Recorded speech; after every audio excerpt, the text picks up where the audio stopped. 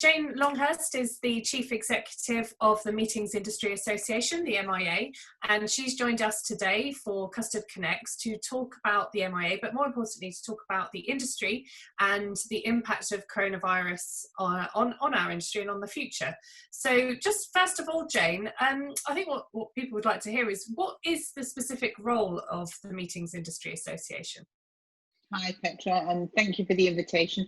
Our role is to support the meetings and events industry in everything they do, really, and we do that through sharing best practice. We have an accreditation scheme. Our members are venues that service the whole of that sector.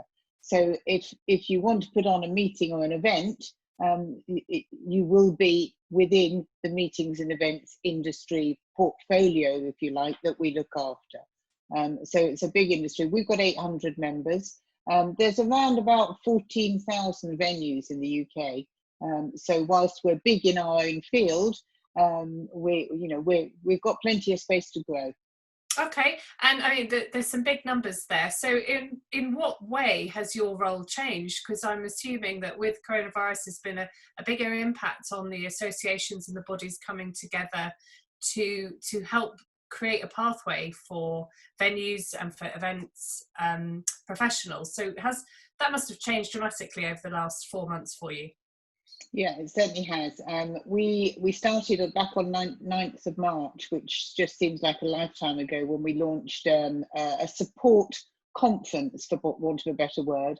People were experiencing lots of cancellations at that point, and we recognised that we needed to support the industry and try and guide them through those early days. We never expected it to be where we are now. And sadly we are. And so our role has now turned into much more of member support on a one-to-one basis. There's a lot of people out there struggling, but also lobbying. We're doing an awful lot of lobbying, and we have a very high profile, so that the government starts recognising what the industry actually needs at this point in time. And that's interesting you talk about lobbying, because of course the Meetings Industry Association is a member organisation, but you, as you say, you're now rightly representing the whole industry. But what is the definition of that industry? Because I think there's so much confusion about events industry, business meetings and events. Have you got any clarity around that for us?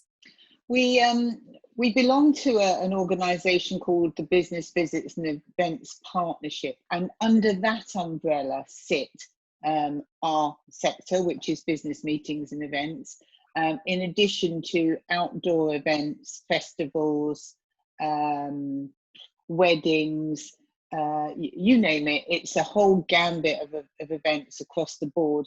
And as far as the government is concerned, we all sit in the hospitality area inappropriately. Where we need to sit is in a completely separate events area. So that's where we are at the moment.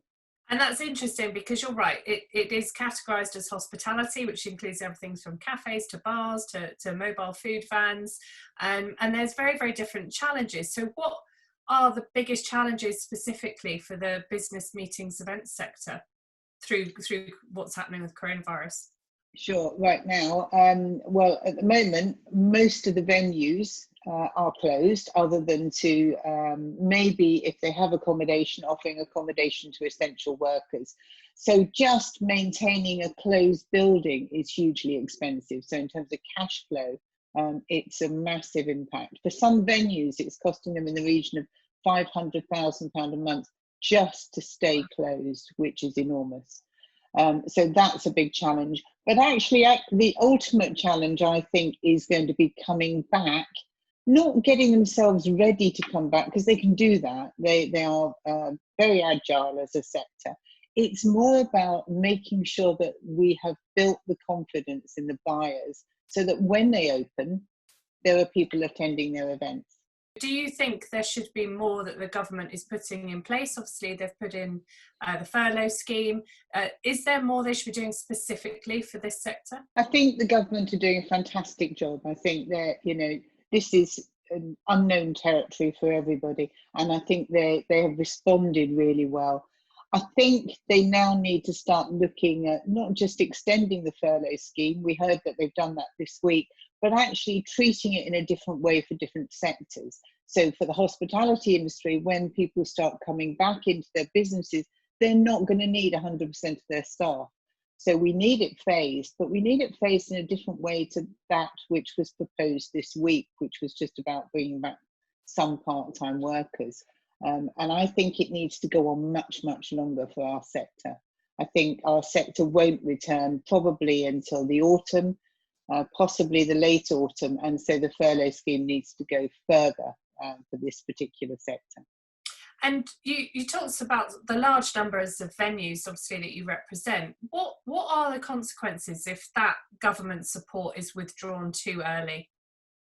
Redundancies. It's as simple as that. Our research has shown us that just if we look across our own members, it's a massive amount of members, venues that will be making redundancies.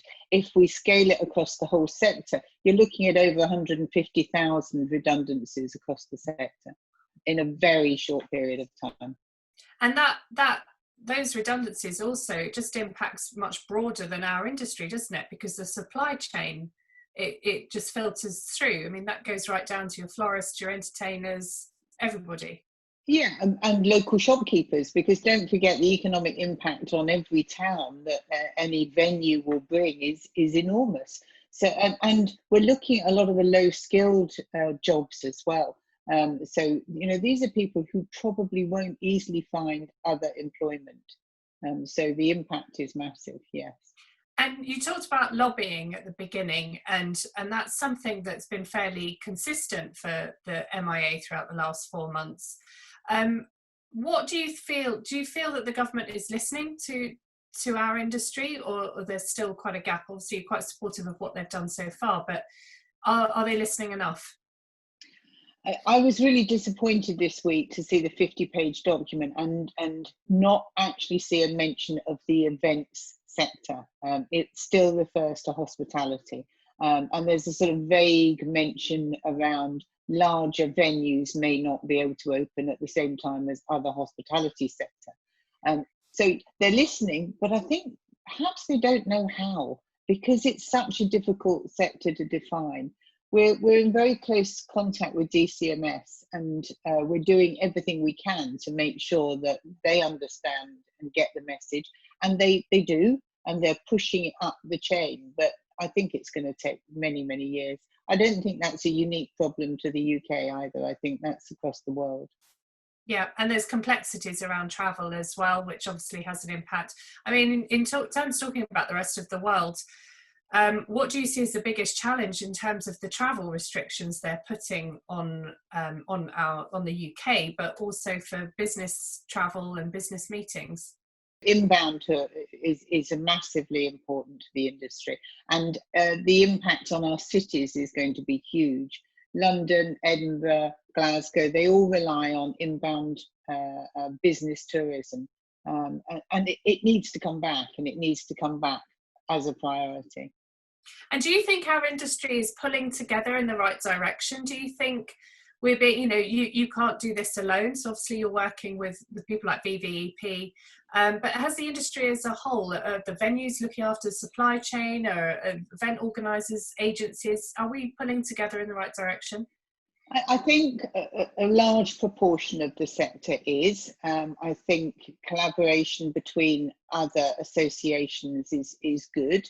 I think it's been hugely disappointing to see so many venues not paying their supply chain on time, not paying their booking agents for business that has already happened. And I'm surprised. I'm surprised and I'm not. I mean, everybody has closed down their cash flow. Of course they have. But as a priority, everybody should be paying the smaller businesses and the supply chain. We need them when we come back. If they're not there, the business flounders anyway. What do you think is the long-term future for our sector, and in particular the venues, because everyone's trying to make predictions, everyone's trying to plan, and at the moment we're just going month by month, being led by government. But what does 2021 and beyond look like for our venues? It's going to come back. Everybody wants to meet. You know, everyone I speak to is saying won't it be great when we're not reliant on Zoom calls. So I'm convinced the industry will come back. It's going to take a long time to be as strong as it was. So I would see a slow start in the autumn as we build up the confidence in the buyers, as we get used to managing the whole social distancing issues that we're going to be facing. And then next year, it gradually building and becoming stronger. But I would say we won't see any really strong inbound business until late 2021, probably 2022. That's business that's already been won. We know that there's business being won for 2023 inbound by some of the big cities. So we know that's going to come back. But I think we can look forward to a slow start, but it will be a start. And you mentioned social distancing, and there is again some lack of clarity about what that might look like and what measures, some of which could be quite costly for venues in particular. Is it realistic for some of these venues to open even this year with these large restrictions, and what has already been suggested that there will be some further restrictions in the next month? For many, no, it's probably not realistic. I would urge them to. I think even if you're just in a break-even position, you should be opening, because all of us together will help build that buyer confidence.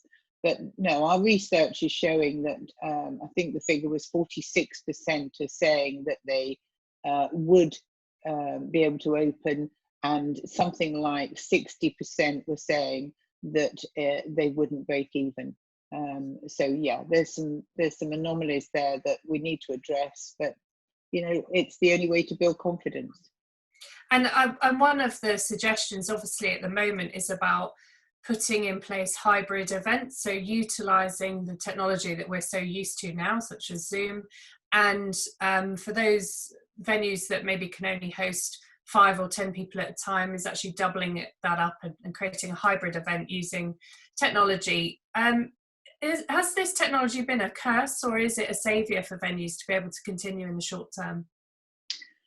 It's been brilliant to actually keep the industry connecting. If you imagine if this was 20 years ago and we weren't connecting in this way, the industry would have just ground to a halt. There would have been no sharing of best practice. There would have been no webinars to keep us buoyant and supported.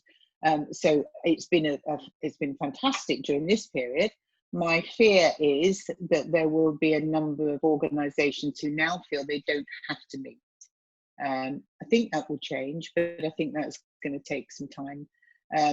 So yeah, it's a bit of a mixed blessing. In terms of hybrid events, I can see it working in the short term. But in terms of income streams from venues, that doesn't help.